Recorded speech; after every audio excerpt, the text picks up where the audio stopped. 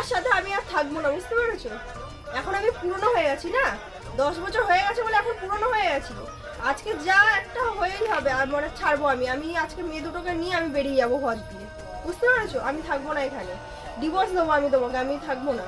যাও চলে যাও, চলে যাও, তোমাকে কেউ আটকায়নি, যাও বাচ্চাগুলোকে রেখে যাবে। না আমি মেয়ে দুটোকে নিয়ে তবে আমি যাব, আমি যেখানে ইচ্ছা আমার যেখানে দু চোখ যায় আমি মেয়ে দুটোকে নিয়ে আজ বেরিয়ে যাবো। যা যাবো ওরা আছে আমি ব্যাগ করে গুছিয়ে নিচ্ছি, আমি থাকবো না তোমার সাথে এতদিন তো নিয়েছি। বাইরে বেরিয়ে দেখো না রাস্তা কিরকম, তখন বুঝতে পারবে খেলা। না আমি আজকে যা আছে যাবো আমি গুছাবো, গুছিয়ে নিয়ে যেদিকে আমার দু চোখ যায় মেয়ে দুটো হাত ধরে আমি বেরিয়ে পড়বো। হ্যালো বন্ধুরা, welcome back to my new blog. তোমরা সবাই কেমন আছো? আশা করছি ভালো আছো, আমরাও ভালো আছি। আজকে বেরিয়ে পড়েছি একটা অচেনা জায়গায়। ভাবিনি কোনো সময় যে এরকমটা আমার জীবনে ঘটবে, বা এটা আমরা মানে কোনোদিন ভাবিনি যেটা হবে আমাদের জীবনে। তা তোমরা বুঝতেই পারছো, এখন আমরা ট্রেনে আছি, প্রচুর ভিড়, মানে বসার জায়গা আমরা পাইনি, জানো তো। মানে যেখানে পেরেছি সেখানে দেখো বাচ্চাগুলোকে বসিয়ে দেওয়া হয়েছে কারোর কোলে। দেখো অবন্তিকা সেই গেটের সামনে, ওর মানে শরীরটা এত খারাপ লাগছে, ও গেটের সামনে গিয়েও ঘুমিয়ে পড়েছে। মানে 2.5 ঘন্টা আমরা পুরো শিয়ালদা দিয়ে মানে তোমার কৃষ্ণনগর যে স্টেশন ওখানে যাচ্ছি আমরা।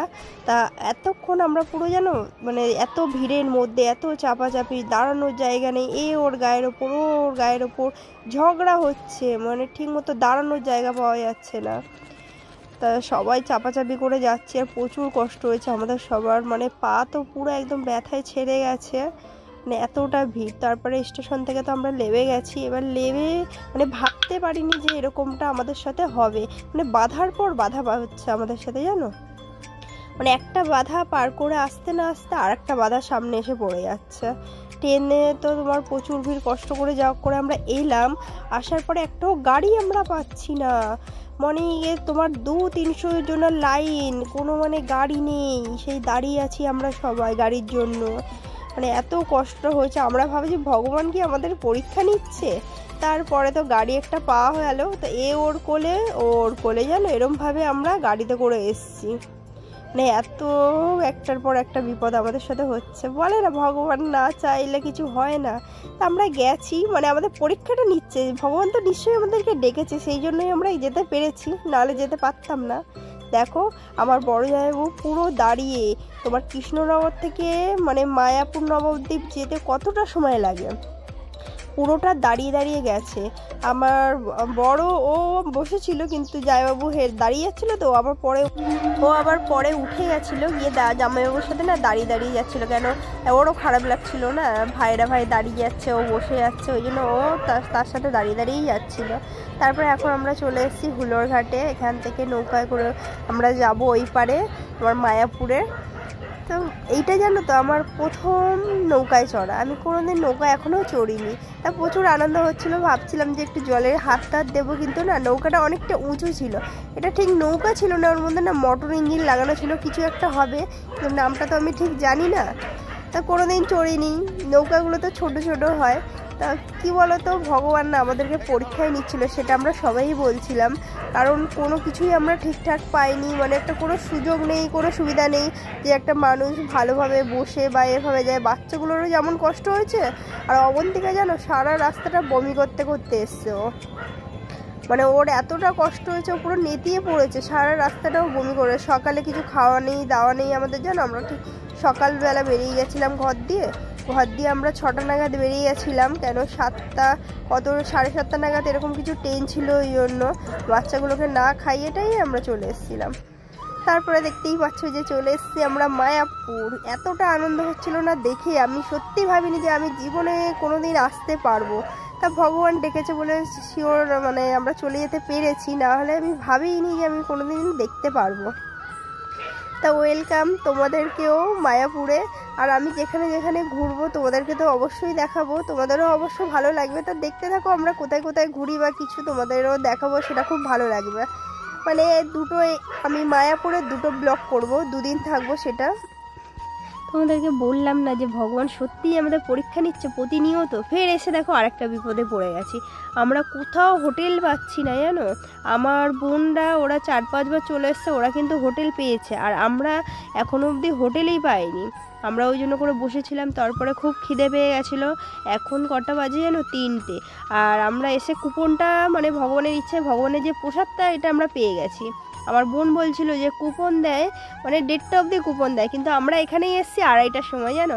2:30টার সময় এসে আমরা কুপন কেটেছি, তারপরে দেখো খাওয়ার লাইন দিয়েছি। এই সিস্টেমটা না আমার প্রচুর ভালো লেগেছে। মানে কষ্ট তো হয়েছে, তোমার 9টা পাক ঘুরতে হয়, 9টা পাক ঘুরে এসে তুমি তারপরে খেতে পারবে। তারপরে দেখো আমরা চলে এসেছি এখানে খাওয়ার জন্য। তোমার 40 টাকা করে নিয়েছে মানে কুপনে 40 টাকা করে দিয়ে তোমরা খেতে পারবে, এরকম সিস্টেম। আমরাও 40 টাকা করে দিয়ে যে কজন ছিলাম সবার কুপন কাটা হয়েছিল। তা দেখো আমরা খেতে বসে গেছি। কত সুন্দর এখানে না, মানে এত সুন্দর লেগেছে আমার জিনিসটা। পাতাগুলো না সবাইকে কি করবে, এত লোক, হাজার হাজার লোক খেতে বসে। পাতাগুলো তো তোমার ছুঁড়ে ছুঁড়ে দিয়ে যায়, গ্লাসগুলোও কোলে ছুঁড়ে ছুঁড়ে দিয়ে যায়। এবার একটা গাড়ি আসে, গাড়িতে করে মানে সব গাড়ি সিস্টেম আছে। দেখো জল দিচ্ছে সবাইকে। তারপরে তোমার সবাইকে ডাল ভাত খিচুড়ি। আমরা যে ঠাকুরের প্রসাদটা পেয়েছি এটাই আমাদের অনেক মানে বেশি আনন্দ হয়েছে, যে আমরা গিয়ে কিছু পাই না পাই ঠাকুরের ভোগটা আমরা পেয়ে গেছি। দেখো কত সুন্দর পাতলা পাতলা খিচুড়ি সবাইকে দিয়েছে খেতে। আর টেস্ট হয়েছিল হেভি, জানো তো, ঠাকুরের প্রসাদ না, ওই জন্য টেস্ট ছিল ভালো। আমরা খাওয়ার পরে তারপরে বেরিয়ে গেছি, হোটেল পাইনি। আর কি করব, মনটাও খারাপ ছিল যে বাড়ি ফিরে যেতে হবে। আমরা যখন খেতে গেছি জানো কি হয়েছে, আমার বড় জামাইবাবু না সে আবার চলে এসছে। মানে এত অসুবিধার মধ্যে আমার বড় জামাই বলে না আমি বাড়িই চলে যাই, আমি থাকবো না। তা আমাদেরও মনটা খারাপ ছিল যে না আমাদেরও চলে আসতে হবে, ঠাকুর দর্শন না করে আমরা চলে আসবো। কিন্তু বলে না যে ভগবান যদি ডাকে ঠিক ঠাকুর ভগবানকে দর্শন পাওয়া যায়। তা আমরা কি হলো জানো, আমার দিদির একটা বন্ধু আছে, তার আমার মামার বাড়ি ঠিক মানে মায়াপুর থেকে একটু দূরে, ওই 15-20 মিনিট দূরে, ওখানে ওর মামার বাড়ি আছে। আমরা আবার কি করলাম জানো, মামার বাড়িতে একটা রাত থাকার জন্য আমরা চলে যাচ্ছি এখন। আবার এই যে এই পারে হয়ে গেছিলাম নৌকায় করে, এখন চলে যাচ্ছি আবার নদীর ওই পারটায়, ওই পার থেকে তারপরে আমরা দেখো এই যে চলে এসেছি এই বাড়িটায়।